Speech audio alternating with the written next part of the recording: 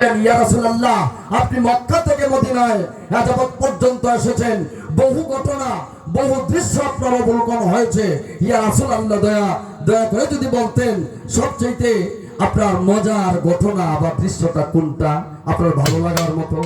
আমার নবী সকাছে ইচ্ছায় আমার নবী বলেছিলেন, হে আবু উবাইদা, শুনে রেখো, আমার মক্কা থেকে ইয়াসরিব পর্যন্ত এসেছি, এর মাঝে অনেক দৃশ্য আমার দৃষ্টিগোচর হয়েছে, কিন্তু আমি কোনোটাতেই আবেগ আপ্লুত হয়নি। কিন্তু মদিনার এই ইয়াসরিবের কচি কচি বাচ্চারা দফ বাজিয়ে তারা যে নৃত্য করে সামা গিয়েছিল, যে আরবি ভাষায় গানের নাম হচ্ছে গানা,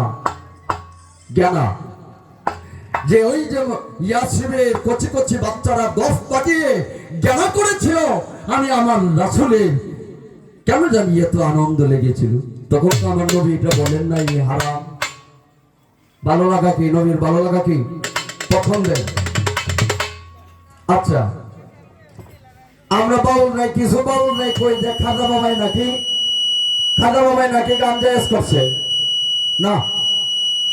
এর আগেও গান ছিল, এর আগেও যদি গান না থাকতো তাহলে আমার দয়াল নবী পাইল কই বলেন তো।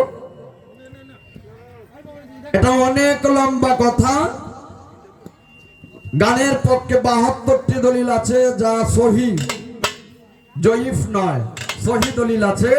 তুমি এক সময় আমার বাসায় যাও, আমি তোমাকে রেফারেন্স সহ দেখা দিব, যেহেতু কথা বললে মানুষ বিরক্ত হয়, আমি কথা সংক্ষিপ্ত করলাম।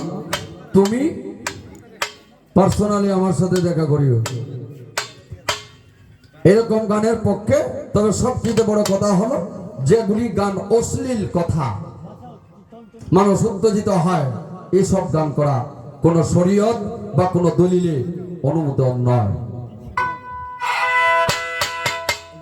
কি হয়েছে?